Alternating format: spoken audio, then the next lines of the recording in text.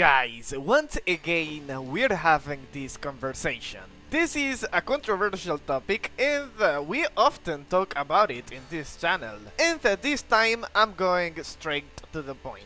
We don't need tier 4 in modern warships, and in this video I will explain you why. Recently a lot of players suggested that we are ready for tier 4 in the game. I mean that there are so many OP items, and it is the truth. For example, it is the case for some powerful strike fighters like the strike switch. Remember that this item, including the USS Nemesis and also the P1 bomber, were banned from the ranked mode.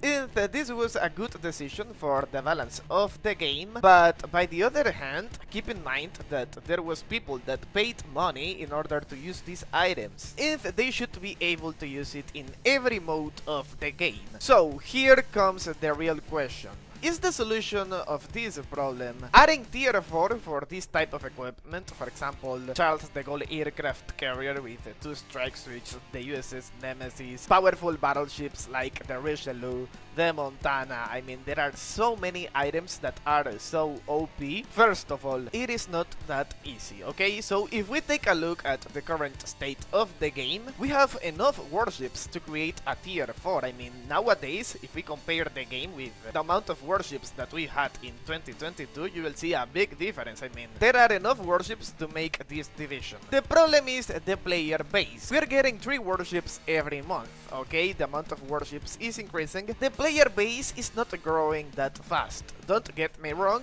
I'm not saying that the game is dying, but this is not a big game, and if you play the ranked mode, you will find out that this is actually the truth. Sometimes it could take you up to 5 minutes to find a battle in the highest rank. So my suggestion is that another rebalance is necessary, and instead of creating tier 4, the devs should pay more attention to tier 2 and the warships that we have there. I'm gonna give you an example, okay? So if I use a tier 2 warship and then I go into an online battle, this is what happens. In every battle you will find 1, 2, maybe 3 or 4 bots, okay? This is the current state of tier 2 because it is kind of abandoned, okay? Normally they add a tier 2 warship every 2, 3 or even 4 months, and they should pay more attention to the tier 2 and also tier 1 to make it more attractive to the new players. I mean, if you want to keep the new players engaged, you have to give them something good. If I was a new player and I find myself playing with bots, I will be bored, man.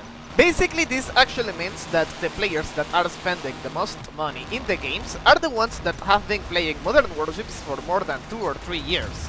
It is actually the truth. What is that, a strike fighter? Oh my gosh! They are trying to keep the game fresh with the addition of new maps, okay, that's good, but we need more than that.